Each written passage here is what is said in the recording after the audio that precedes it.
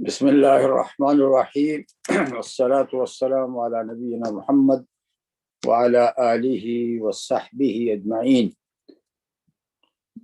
Welcome to our Tafseer lesson, Surah Al-Baqarah, verse 196.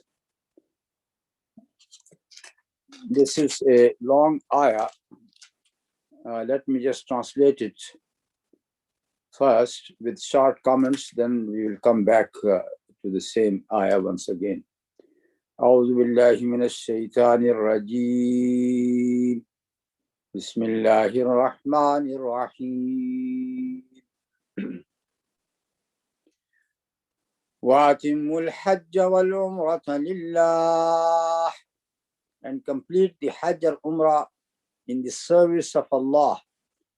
فإن أحصرتم فما استيسر من الحج, but if ye are prevented from completing it, send an offering for sacrifice. وَلَا تَحْلِقُوا رُؤُوسَكُمْ حَتَّى يَبْلُغَ الْهَدْيُ مَحِلَّهُ, and do not shave your heads until the offering reaches the place of sacrifice. فَمَنْ كَانَ مِنْكُمْ مَرِيضًا أَوْ بِهِ أَذًى مِنْ رَأْسِهِ فَفِدْيَةٌ مِنْ صِيَامٍ أَوْ صَدَقَةٍ أَوْ نُسُكٍ. And if any of you is ill or has an ailment in his scalp which attracts shaving, he should in compensation either fast or feed the poor or offer sacrifice. فَإِذَا أَمِنْتُمْ فَمَنْ تَمَتَّعَ بِالْعُمْرَةِ إِلَى الْحَجِّ فَمَا اسْتَيْسَرَ مِنَ الْحَجِّ. And when you are in peaceful condition again, if anyone wishes to continue the Umrah on to Hajj, he must make an offering such as he can afford. فَمَنْ لَمْ يَجِدْ فَصِيَامُ ثَلَاثَةِ أَيَّامٍ فِي الْحَجِّ وَسَبْعَةٍ إِذَا رَجَعْتُمْ. But if you cannot afford it, you should fast 3 days during the Hajj and 7 days on his return. تِلْكَ عَشَرَةٌ كَامِلَةٌ, making 10 days in all.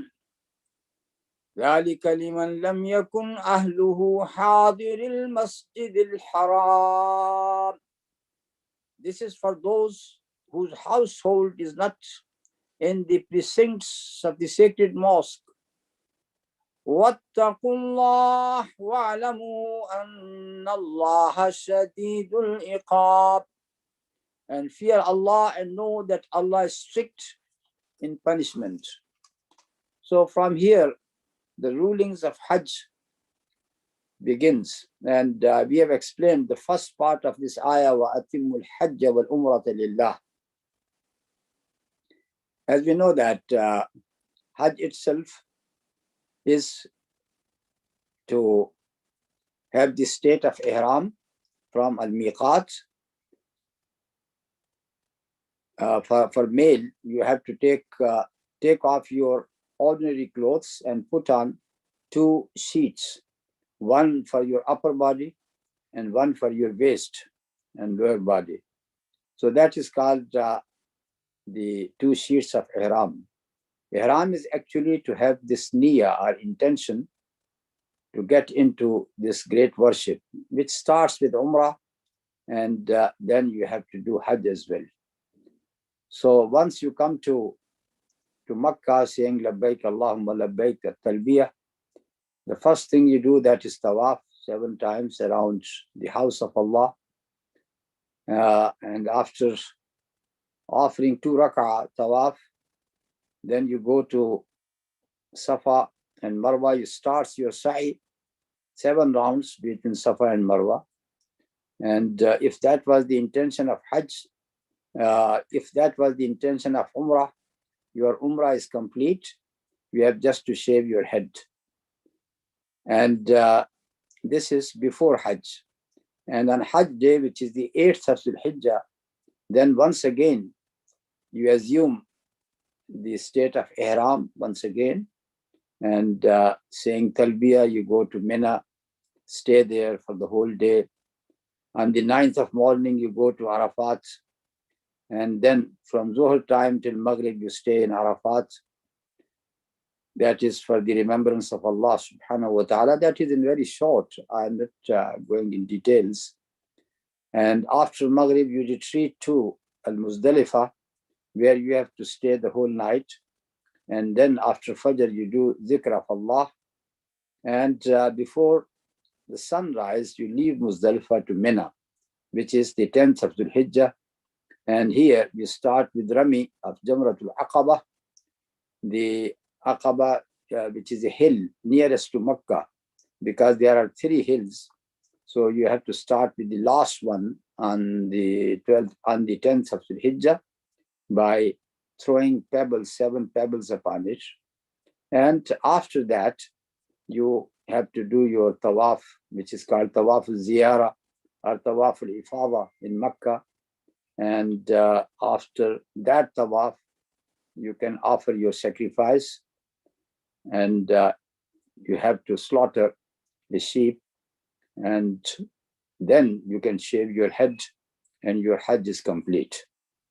And after that, there are 3 days to stay in Mina, which are known as Ayyam al-Tashriq. And in those 3 days, you have to throw the pebbles on all 3 hills, which are the first one, Al-Jamratul Ula, and then the second one, then the third one. Third one is the last one, which is known as Jamratul Aqaba. On each of them, you have to throw 7 pebbles, saying Allahu Akbar, Bismillah, Allahu Akbar. And that is the practice which is needed from you during the Tashriq day. And you have to stay in Mina, especially at night time. Daytime, you may move around, but at night time, you should be there. And these 3 days, there is a permission which is mentioned in these ayat. If you want to leave Mina after 2 days, after 11th, passing the day 11th and day 12. So before Maghrib, you can leave Mina and go to Makkah, because your Hajj is about to finish now. And if you want to stay for a further day on 13th, that is again acceptable. You can stay for the 3rd day. And then you come back to Makkah. Only one thing is left, that is the farewell tawaf, Tawaf al-Wada'. And once you do this tawaf, that is on the last day when you are leaving Makkah, you have to do it. So if you have to stay for further 10 days, so it means that you are going to do your Tawaf al-Wada', and the last day you are going to leave Makkah. So that is in short the description of Hajj. Now here, the first thing which is dealt with in this ayah, that for some reason, if you are prevented to do Hajj, it may be because of war, because of battles. That is a prevention which is coming from outside. And there might be a prevention from inside, which means that if a person falls sick and he is not able to complete his Hajj, so that is also ihsar, فَإِنْ أُحْصِرْتُمْ, if you are prevented. If you are prevented to complete your Hajj, then there is an offering, and that is فَمَا اسْتَيْسَرَ مِنَ الْحَدْيِ, whatever offering for sacrifice you can afford, then you have to offer it. And because you are not able to complete your Hajj, you want to come out from the restrictions of Hajj, you can come out, but only after shaving your head. And when you are going to shave your head, وَلَا تَحْلِقُوا رُؤُوسَكُمْ حَتَّى يَبْلُغَ الْحَدْيُ مَحِلَّهُ, until the sacrificial animal has reached the place of sacrifice. And the place of sacrifice is, of course, Mina, where the sacrificial animals are going to be slaughtered. So this is one case when a person is, for some reason, is prevented to complete his Hajj. And we have seen in my lifetime, I have seen once a great fire broke on in Mina on the first day, 8th of Hijjah, and people were still in their first day of Al-Hajj and they had to go to Arafat. But they were not able to do it because of that fire. And many people, they have to rush out. They were able to save themselves, but there were some other people who were not able to save themselves.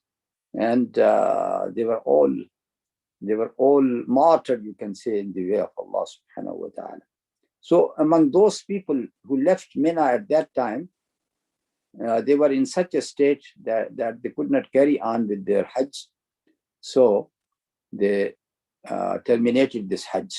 So this ruling applies to such people, that they have to slaughter their animal and then they shave their head, and they can have to do this Hajj once again in the following year, because Hajj is only in limited days, so they can't do it in the same year. They have to come the following year. Now, there is a practice to bring the sacrificial animal with you, as the Prophet ﷺ did when he came from Medina. He got all the sheep and the camels with him, all of them. So they brought all these animals with them. So this is known as such type of Hajj, where you got your sacrificial animal with you. So you can combine Umrah and Hajj together, and that is known as Qiran. So Qiran is such type of Hajj where you got your sacrificial animal with you, and then you do your Umrah and remain in the state of Ihram until the 8th of Hijjah, then you go to Mina. So there is no termination of Umrah at all. You have to combine between Umrah and Hajj. So that was the state of the Prophet ﷺ, that he got his sacrificial animals with him. So this is the ruling, that until they reach the destination, you can't shave your head. وَأَتِمُّ الْحَجَّ وَالْعُمْرَةَ لِلَّهِ. And we have seen before these ayat, there was those rulings which state about fighting in the sacred months. If Mushrikeen people have spoiled the sanctity of the sacred months, then you can fight them back. Now, these rulings which were given here, that is in the context of Al-Hudaybiyah, the agreement of Hudaybiyah, when the Prophet ﷺ in the year 6th of Hijrah, he went to Makkah for Umrah, and he was prevented. He was prevented by the Mushrikeen. And Prophet ﷺ got his sacrificial animals with him as well. So because he was prevented, then this ruling applied to him. So they could offer their sacrifice and then they can go back. And the following year, according to the agreement, they came and they did their Umrah. Now that is the first ruling. Now the second ruling is, فَمَنْ كَانَ مِنْكُمْ مَرِيضًا أَوْ بِهِ أَذًى مِنْ رَأْسِهِ فَفِدْيَةٌ مِنْ صِيَامٍ أَوْ صَدَقَةٍ أَوْ نُسُكٍ. If a person is found to be ill, or he got an ailment of the head, it means that maybe because of lice, he has to scratch his head a lot, and as you know that plucking the hairs is not allowed in the state of Ihram. So he is actually in need to take away his hairs. So in this state of Hajj or Umrah, a person is allowed to offer a penalty. So this penalty, which is known in Arabic as dam means the blood. So such a person, he is completing his Hajj, he is completing his Umrah, But because of illness or because of an ailment in the head, he has to shave the head. Shaving the head means that she is going against one of the ruling of ihram, that you are not going to cut your hair in the state of ihram at all. So you can do it because of that reason, but we have to offer a penalty which is known as fidya. And what is that penalty? فَفِدْيَةٌ مِّن صِيَامٍ أَوْ صَدَقَةٍ أَوْ نُسُكٍ. Either fasting, which has been explained in Sunnah, that is 3 days fasting, أو صدقة, or you have to feed six miskin people, poor people. And third thing is أو نُسُكٍ, which means a sacrificial animal. And here it means to offer one sheep. So either fasting for 3 days or feeding 6 masakin, or to offer a sheep in sacrifice. That is the penalty for a person who was in such a situation that he has to shave his head even when he was in the state of ihram. And there is that hadith of Ka'b ibn Ujrah. Now Ka'b ibn Ujrah, he was asked by another person, Abdullah ibn Maqil. He was asked that if a person got lice in his head and he is much annoyed by them and he has to shave his head, so what is going to happen to him? So Ka'b ibn Ujrah said, that was exactly my case, that I got so much lice in my head that I was in a terrible state. The Prophet ﷺ then said to me that, can you fast? So if you have to fast for 3 days. If you can't, of course, there is a choice here. It does not mean that you have to fast first, because the word "aw" is mentioned here, min siyamin aw sadaqatin aw nusuk. So there is a choice: either fast or feed masakin people or offer a sacrifice. So this is the second ruling here. Now come to the third ruling. فَإِذَا أَمِنْتُمْ. So if there is no more prevention, you are in this state of aman, safety, like normal situation when you are safe and sound. There is no external prevention, no internal prevention. So here comes the question of tamattu. وَمَنْ تَمَتَّعَ بِالْعُمْرَةِ إِلَى الْحَجِّ فَمَا اسْتَيْسَرَ مِنَ الْحَجِّ. So if a person is doing tamattu, tamattu is the second form of Hajj, which means that you intend Umrah, to do Umrah first, which is Tawaf and Sa'i. And after Tawaf and Sa'i, you shave your head, you come out of the state of Ihram, all the restrictions of Ihram are removed. You are just like a normal person. You can have a normal life. You can have the normal enjoyment of your life. So this is called tamattu. On the 8th day of Zulhijjah, you have to assume ihram once again. So in between the two rites, the rites of Umrah and the rites of Hajj, you have a period of enjoyment. This is why the word tamattu is used, because tamatta means to enjoy. فَمَنْ تَمَتَّعَ بِالْعُمْرَةِ إِلَى الْحَجِّ. The person who has done this type of enjoyment, doing Umrah, then Al-Hajj, he has to, فَمَا اسْتَيْسَرَ مِنَ الْحَجِّ, he has to offer a sacrifice, whatever he can afford. So it means in Quran, you are already have your sacrificial animal with you, which you bring with you. And in Tamattu, you have to offer a sacrifice. It does not mean that you have to bring it with you. You can buy from anywhere, from Makkah, from Mina. And then on the 10th of Zulhijjah, Yawm al-Nahr, the day of sacrifice, you have to sacrifice this animal. That is the condition of Tamattu. So we can understand from this description that in both Quran and Tamattu, sacrificial animal is required. And the only type of Hajj where there is no sacrificial animal required is Ifrad. Ifrad means ifrat, to single out, and just to do Hajj only, a single Hajj, no Umrah with it. So if that is Al-Hajj, which begins from the 8th of Dhul-Hijjah, then there is no sacrificial animal required. So here, this is the third ruling, that is about Umrah. Now comes the question, all right, what about the person who is doing Tamattu, and then he can't afford a sacrificial animal?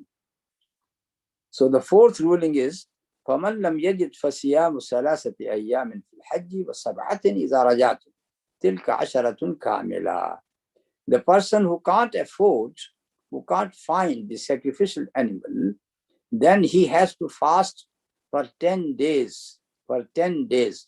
But there is this permission that he can fast 3 days during his Hajj journey, means he is still there in Mina, which means he can fast even the day of Tashriq, which is the 11th and 12th and 13th.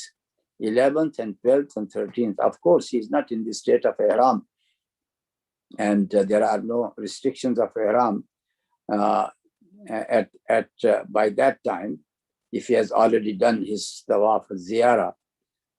But anyhow, he is given this permission to fast for 3 days during the Hajj time. وَالسَّبْعَةٍ إِذَا رَجَعْتُمْ, and 7 days when he is back to his own country, to his own house. تِلْكَ عَشَرَةٌ كَامِلَةٌ. These are 10 complete days.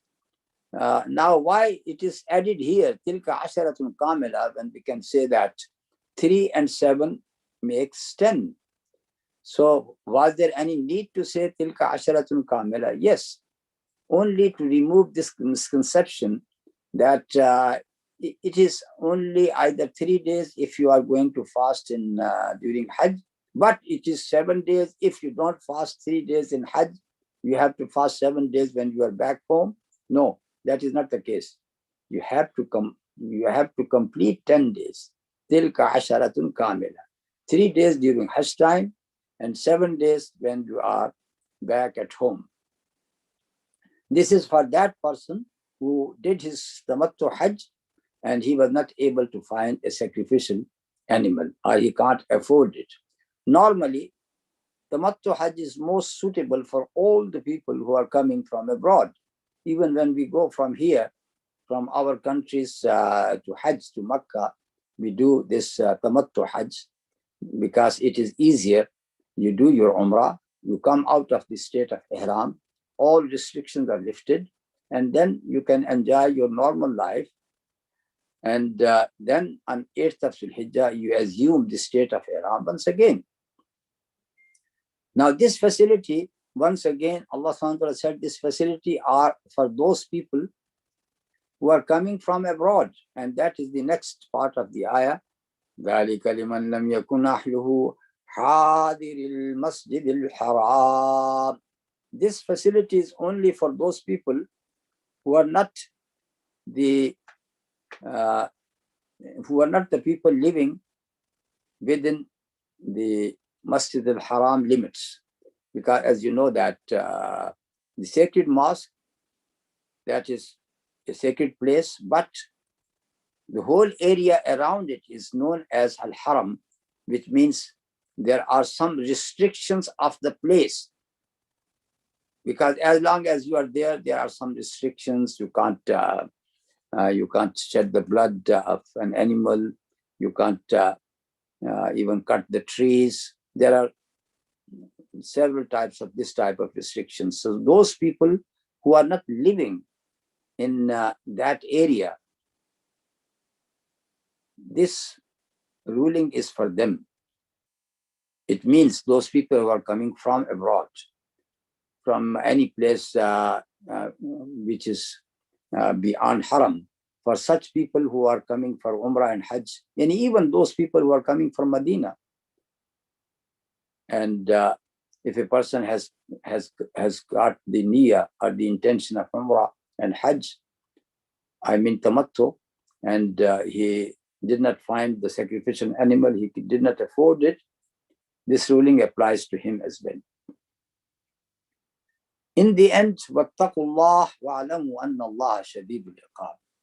Fear Allah and know that Allah subhanahu wa ta'ala is very strict in his punishment. So it means that a person should be very, very careful about the limits of Allah subhanahu wa ta'ala. There is one issue which just came to my mind. I was just listening to a talk by someone who was emphasizing upon one hadith in Sahih Muslim, that whatever sins you have done, don't worry about it. Just make your wudu and offer 2 rak'ah prayer with sincerity. La yuhaddisu fihima nafsahu, and he is not talking to or is not thinking about any worldly matter at that time, offering that prayer, then all his sins are forgiven. So this person was emphasizing on this hadith a lot. And even he said, even if you have done a lot of fisq and fujur, you have committed a lot of sins, Allah subhanahu wa ta'ala is Rauf and Rahim. Just offer 2 rak'ah with sincerity, and you would be out of your sin just like the day you are born. Now, this description, the day you are born, is also used for Hajj. The person who does the Hajj without any committing a sin, without any wrangling, without any dispute, he comes out of his sins as clean, as pure as the day he was born. So he was emphasizing upon this hadith. Yes, it is good to say to someone who is repentant, and he knows if there is any way out for him. You can say to him such type of hadith. But we should know that the way of Allah subhanahu wa ta'ala in Al-Quran and also the way of the Prophet sallallahu alaihi wasallam in Al-Hadith is to combine between the 2 things, Bashiran wa Nazira. When you give good news, you also warn as well. Nabbi ibadi inni anal ghafurur rahim wa anna azabi huwa al-azabul alim. You see in Surah Al-Hijr. 2 things together. Tell my servants that I am Ghafurur Rahim. I forgive. I take away the sins of the people. I forgive them. But also tell them that my punishment is very, very painful punishment. So person should have a balanced view. He should not say that. He should not be encouraged to commit sins, and somebody is saying to him, keep on committing the sins, no matter. Just after 2 rak'ah, all the sins are blotted out. That is encouraging the person to do sins. In the same way, in the hadith of the Prophet ﷺ, I would say that if this is the hadith which is mentioned in Sahih Muslim, which the person quoted, why not he thought about the other hadith as well, where 2 things are given together. One hadith says that a woman, a prostitute, entered into Al-Jannah. Why? Because she saw a dog very thirsty, and then she offered water to it. Because of this good act, she entered into Al-Jannah. And then this hadith, another hadith, that a woman entered into the fire because she detained a cat. She did not feed the cat, and because she was detaining it, it was not allowed to come and fetch its own food. So what about these 2 ahadith? One is giving good news, one is giving a great warning. Even just detaining a cat has brought such a punishment to that person. So what about the detention of the innocent people who are detained for months and months and years in different places? What is going to happen to those detainers who have committed this great crime? So we have to think, always think that you should have both things in front of you. And this is here. وَاتَّقُوا اللَّهَ وَاعْلَمُوا أَنَّ اللَّهَ شَدِيدُ الْعِقَابِ. Stern warning is given here. Fear Allah subhanahu wa ta'ala. No, Allah subhanahu wa ta'ala. You have to know that Allah subhanahu wa ta'ala is of a strict punishment. So if you cross the limits of Allah subhanahu wa ta'ala, then remember, he punishes. The next ayah also speaks about Hajj, and there are some more rulings. So the first ayah is 197. Al-Hajj ashhurun ma'lumat. For Hajj are the months well known. فَمَنْ فَرَضَ فِيهِنَّ الْحَجَّ فَلَا رَفَثَ وَلَا فُسُوقَ وَلَا جِدَالَ فِي الْحَجِّ. If anyone undertakes that duty therein, let there be neither obscenity, nor wickedness, nor wrangling in the Hajj. وَمَا تَفْعَلُوا مِنْ خَيْرٍ يَعْلَمُهُ اللَّهُ. And whatever good you do, be sure Allah knows it. وَتَزَوَّدُوا فَإِنَّ خَيْرَ الزَّادِ التَّقْوَى. And take a provision with you for the journey. But the best provision is right conduct. وَاتَّقُونِي يَا أُولِي الْأَلْبَابِ. So fear me, O you that are wise. Al-Hajj ashhurun ma'lumat. Hajj are months well known. So this plural of ashhur, af'ul, ashhur, af'ul, it is to show that they are very limited in number. So this is known as jam'u qillah. Jam'u qillah means the plural denoting a less number. And the other plural is shuhur. Shuhur, that is jam'u kathra, means it denote an increase in the number. Al-Hajj ashhurun ma'lumat. So the months of Hajj are only 4 months. As we know that they are 3 together, Zulhijjah, Zulqa'dah, Zulhijjah, Muharram. Because these are the 3 months in which you start coming for Hajj, and then in Muharram, by Muharram you retreat. So these months are known months even to people in Jahiliyyah. The 4th one is Rajab. Now it is called Rajab-i-Mudhar, that the tribe of Mudhar, they used to come for Umrah in the month of Rajab. So this has been declared as sacred months by Allah subhanahu wa ta'ala as well. So there are 3 consecutive months, Zulqa'dah, Zulhijjah, Muharram, and the one which is coming later, that is Rajab. So these are the month of Hajj. Al-Hajj ashhurun ma'lumat. فَمَنْ فَرَضَ فِيهِنَّ الْحَجَّ. Farada here means to have intention. So the person who intends to do Hajj during them, fihinna, during these months, of course, it means that if you come in Zulqa'dah, a month before the actual Hajj, you can do that. And you can come in the state of Ihram right from the beginning of Zulqa'dah. Then you can offer your Umrah. You can come out from the state of Ihram if you are doing Tamattu', and then you can do your Hajj as well. But if you come before Zulqa'dah,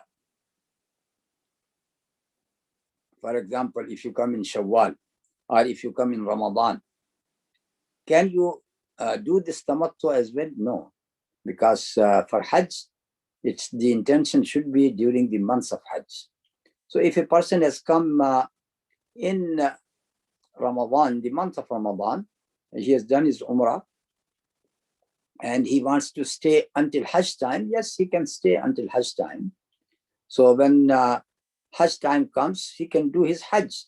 that Hajj would be ifrad, would be a single Hajj. It would not be counted as tamattu. Now here there is a ruling about the sanctity of your state of affairs during the Hajj. Hajj requires from you that you should not commit any type of sin at all. So this is why three things are mentioned here. فَلَا رَفَثَ وَلَا فُسُوقَ وَلَا جِدَالَ فِي الْحَجِّ. Rafas, anything which is associated with obscenity. And one meaning which is mainly taken by many mufassirin, that is the intimate relation with your wife. So during Hajj, during Umrah, when you are in the state of Ihram, this type of relation is not allowed. Fala rafasa, wala fusuqa. And the word fusuq is in general terms, all other sins, they are known to be fusuq. And the third thing is wala jidala fil hajj. Jidal, that is wrangling, arguments, any such types of arguments which leads to fighting among the people, and they start abusing each other. It does not mean when you argue about the religious issues, about the knowledge itself. So about the knowledge, when you are during Hajj time, of course, you have to have many discussions about the rituals of Hajj. Then there may be a difference of opinion. People are advancing their own opinions, and the other person with whom you are sitting, he might have another opinion. So this type of jidal, that is not meant here. Jidal here is mukhasama. Mukhasama means actual such a dispute which leads to a lot of misunderstanding and even actual fighting. So a person, when he comes for Hajj, especially when it is crowded, you start your tawaf, and sometimes you are held back because of a big crowd, and you start pushing the people. That pushing the people, what it is a type of fusuq here, that you are pushing someone or hurting someone. Or just to kiss the black stone, people are pushing other people and pushing them hardly just to make themselves reach that point. No, there is no such thing at all. If you can do it, easily do it. If you can't, then you can touch it with your hand if you are able to touch it. Even if you are not able to touch it, you are far away, just raise your hand and towards it, point towards it and say Allahu Akbar, Bismillah, Allahu Akbar, and keep on following your tawaf route around Al-Kaaba. In the same way, there might be many times when people start wrangling just for finding a seat in the bus or a place in the tent where they are given the place to stay at night time. We have seen the people wrangling for such type of thing.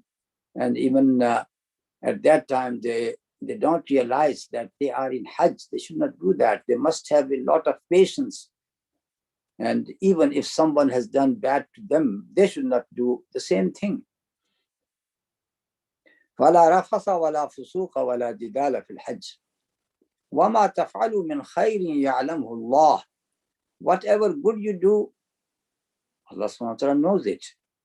So this is the beauty of Islam, that even a tiny act is not ignored by Allah subhanahu wa ta'ala. فَمَنْ يَعْمَلْ مِثْقَالَ ذَرَّةٍ خَيْرًا يَرَهُ وَمَنْ يَعْمَلْ مِثْقَالَ ذَرَّةٍ شَرًّا يَرَهُ. Even if it is a tiny act of goodness, you will see it. In the same way, a tiny vicious act, you are going to see it. وَمَا تَفْعَلُوا مِنْ خَيْرٍ يَعْلَمْهُ اللَّهُ. If you have given your seat to a person, if you have made his path easy for him, all these type of good acts are known to Allah subhanahu wa ta'ala, and He's going to reward you for that.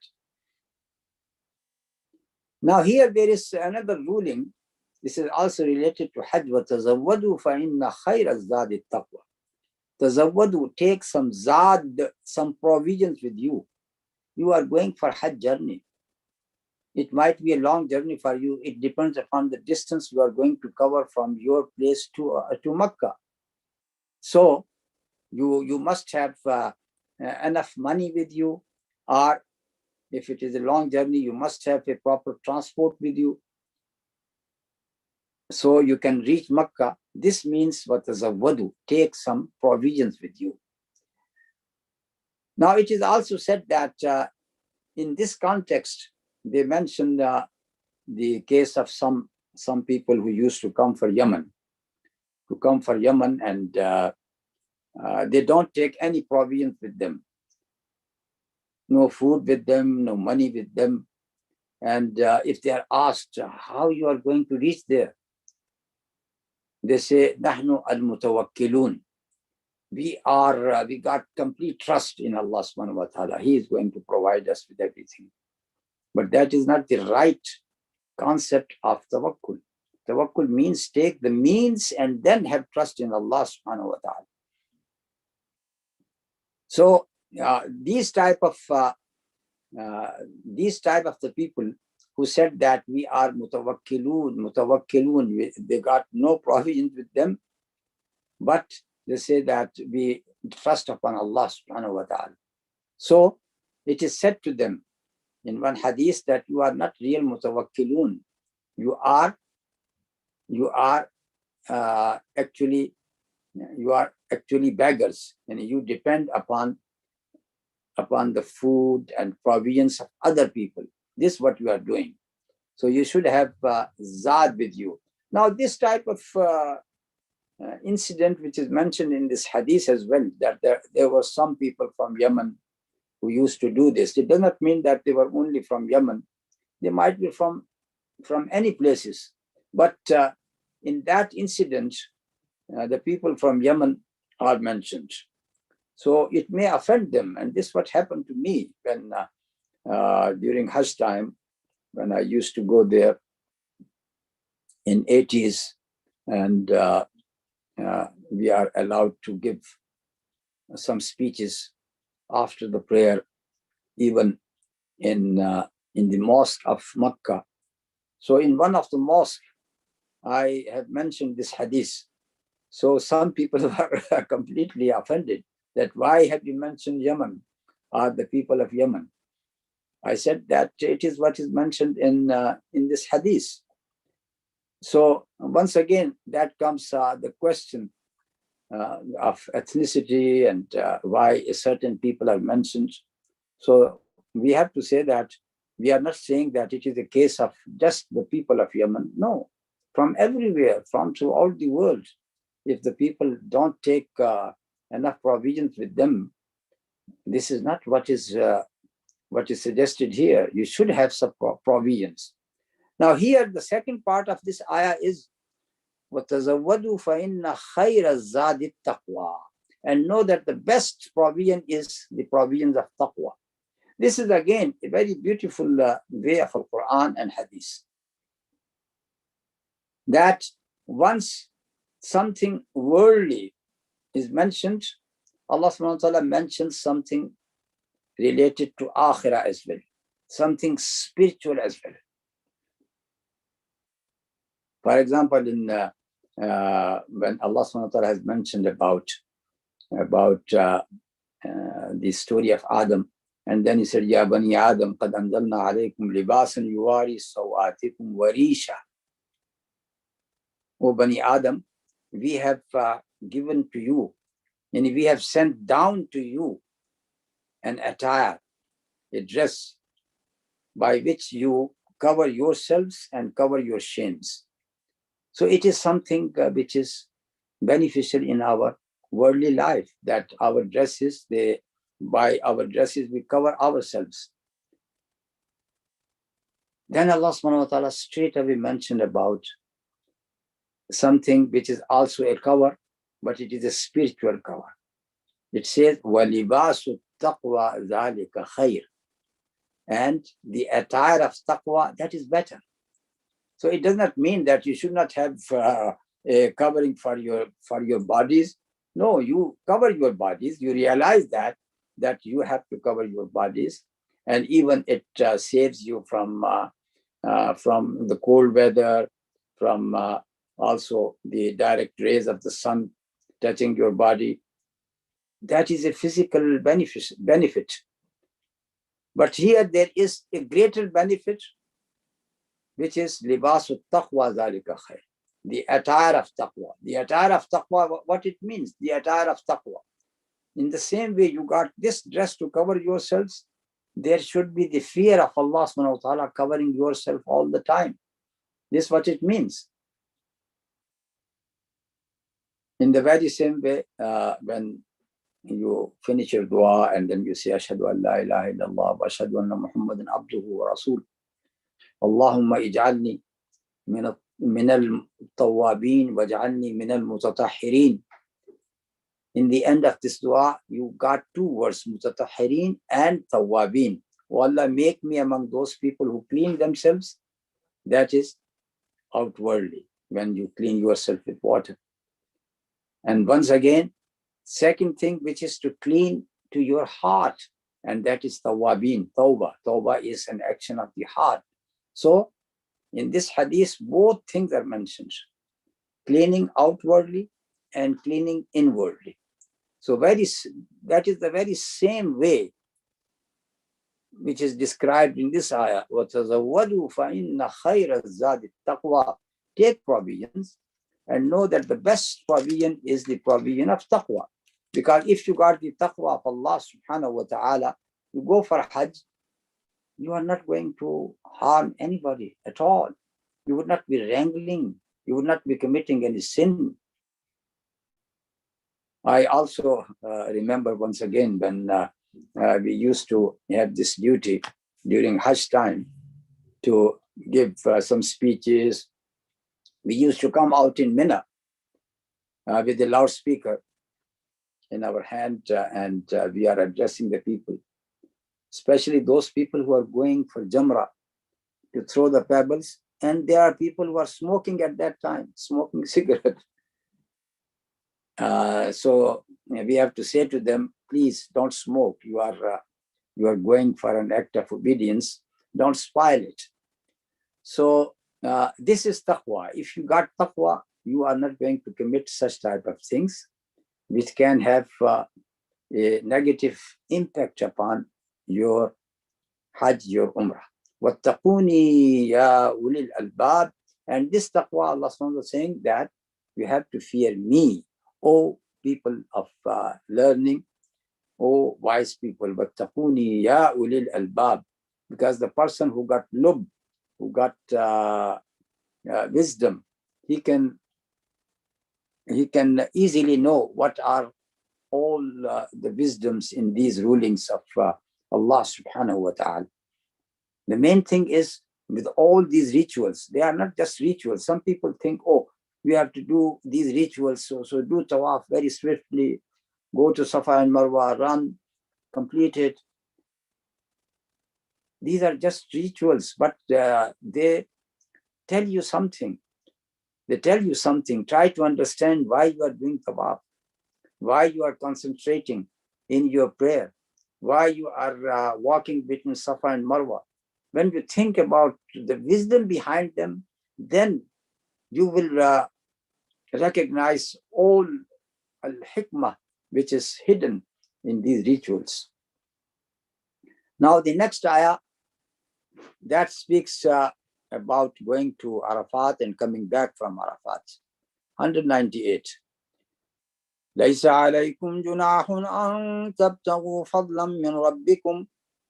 It is no crime in you if you seek of the bounty of your Lord during pilgrimage. فَإِذَا أَفَضْتُم مِّنْ عَرَفَاتٍ فَاذْكُرُوا اللَّهَ عِندَ الْمَشْعَرِ الْحَرَامِ. Then when you pour down from Mount Arafat, celebrate the praises of Allah at the sacred monument. وَاذْكُرُوهُ كَمَا هَدَاكُمْ. And celebrate his praises as he has directed you. وَإِن كُنتُم مِّن قَبْلِهِ لَمِنَ الضَّالِّينَ. And he has directed you even though before this you went astray. Now here in this ayah there are two rulings. The first one is, are you allowed to do an act of commerce, trade during Hajj time? Is it allowed or not allowed? Some people, they thought that as long as you are in Hajj, then of course you should not do any type of sale or transactions at all. You can't do any tijara at all. So that is the answer to that. لَيْسَ عَلَيْكُمْ جُنَاحٌ أَن تَبْتَغُوا فَضْلًا مِنْ رَبِّكُمْ. There is no sin upon you if you seek the bounties of your Lord, and if you involve yourself in trade. And we see in Makkah and Medina, of course, Hajj is confined to Makkah. So the people, they bring rugs, for example, carpets, and someone is selling them during that period, and he is in the state of ihram as well. So that is allowed. And even in Jahiliyyah, these people used to have, Arab people used to have three big markets. The market of Uqaz, which begins from the 1st of Dhul-Qaidah and lasts for 20 days. And then Zul-Majaz, and then Al-Majannah. These were the three different markets. And the Prophet ﷺ used to go to the people in these markets to invite them to Islam, because that was a good season. People were coming for Hajj, and these places were very near to Makkah. They say Uqaz was that market or a festival which is between a place called Nakhla and Taif. Nakhla and Taif, that was the place of Uqaz. And coming towards Makkah, then you hit Zul-Majaz and Al-Majannah, the other two places. So it is allowed. Now the second ruling is فَإِذَا أَفَضْتُم مِّنْ عَرَفَاتٍ فَاذْكُرُوا اللَّهَ عِنْدَ الْمَشْعَرِ الْحَرَامِ. When you retreat from Arafat, when are you there? On the 9th of Dhul Hijjah. The whole day from Zohar time till Maghrib time, you are in Arafat. Arafat is the name of that plain which is around 16 miles away from Makkah. It is outside the limits of Haram. So the word Arafat, they say that it might be the original word Arafat, and then it is also used in singular form, which is Arafah. According to Hadith, Al-Hajj Arafah. Hajj is Arafah. It means that the main ritual of Hajj is Arafat, to be there. Wuquf Arafat. Wuquf Arafat means that we should be in Arafat on that day, anytime before Maghrib time. There is a mountain which is known as the mountain of mercy, Jabal al-Rahma, where the Prophet went. It is within Arafat, and he stood upon it, and there he was doing his supplications. So by Maghrib time, we have to leave Arafat. Where you have to go? Now you head towards Al-Mash'ar al-Haram. Al-Mash'ar al-Haram, the sacred monuments, it means Muzdalifah. So now you are heading towards Mina, which is the nearest place to Makkah. So you are coming back from Arafat, and then you come to Muzdalifah. And in Muzdalifah, there is also a place or a mountain which is known as Quzah, where the Prophet ﷺ stood up and he said, I stand here, but the whole area, Al-Muzdalifah, that is good for staying and doing this dua. And we have already said that you have to do some supplications and dua. What time? That is after Fajr, and then you keep on sitting there for a while, and before sunrise, you retreat towards Mina. So this is what it means, that you have to do the zikr of Allah subhanahu wa ta'ala in the sacred place. وَاذْكُرُوهُ كَمَا هَدَاكُمْ. Remember him that he has guided you. وَإِن كُنْتُم مِّن قَبْلِهِ لَمِنَ الضَّالِّينَ.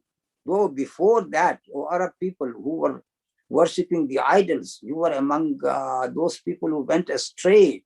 You were ضَالِّينَ. Allah subhanahu wa ta'ala has guided you to to the right path of Islam, here to the right way of Al-Hajj as well. There was another thing which was committed by them, which is mentioned in the next ayah. Summa, this ayah is 199. Summa afidu min haythu afada an-nas wastaghfirullaha innallaha ghafurur rahim. Then pass on at a quick pace from the place whence it is usual for the multitude so to do, and ask for Allah's forgiveness, for Allah is oft forgiving, most merciful. Summa afidu min haythu afada an-nas. And then you pass on to with a quick pace from that place from where all the people are retreating. What is that ruling? Summa afizu min haythu afada an-nas. This is related to the first ayah, which is the ayah of Arafat. During Jahiliyyah, there was a certain belief which has developed among Quraysh people that they are the custodian of the house of Allah subhanahu wa ta'ala. So they have adopted the name of Hums, which is the plural of Ahmas. Hums, they are Hums people, they are purified people. So when they are going towards Arafat, they should not go to Arafat. They should confine their journey to Muzdalifah, because Muzdalifah is still within the limits of Haram.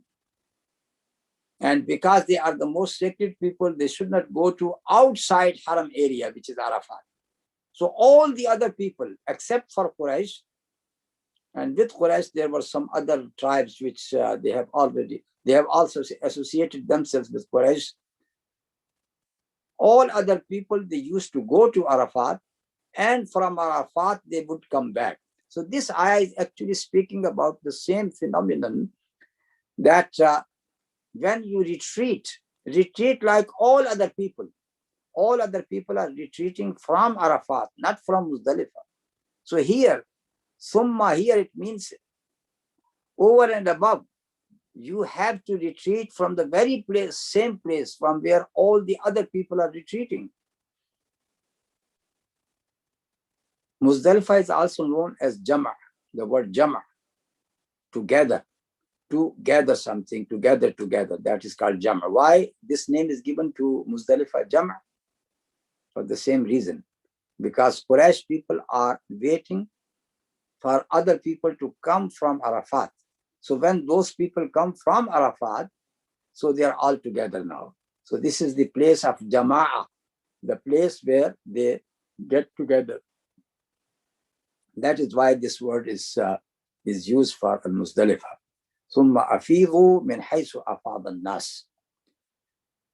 Then come back, because the word afada, which means coming with quick pace. So this is why even the translation, it says, then pass on at a quick pace. Summa afidu min haythu afada an-nas. Wastaghfirullah, and seek the forgiveness of Allah subhanahu wa ta'ala.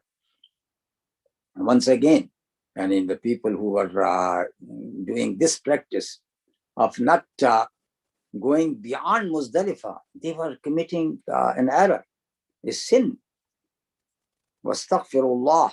So do istighfar. Inna Allah ghafurur rahim. Indeed, Allah subhanahu wa ta'ala is oft forgiving, most merciful.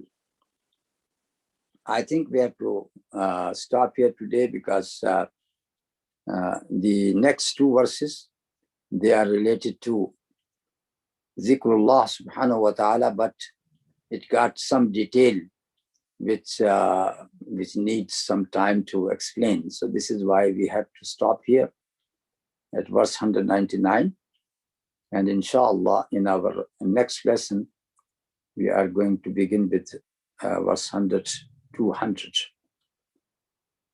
Sallallahu ta'ala ala nabiyyina Muhammad wa ala alihi wa sahbihi ajma'in. Assalamu alaikum wa rahmatullahi wa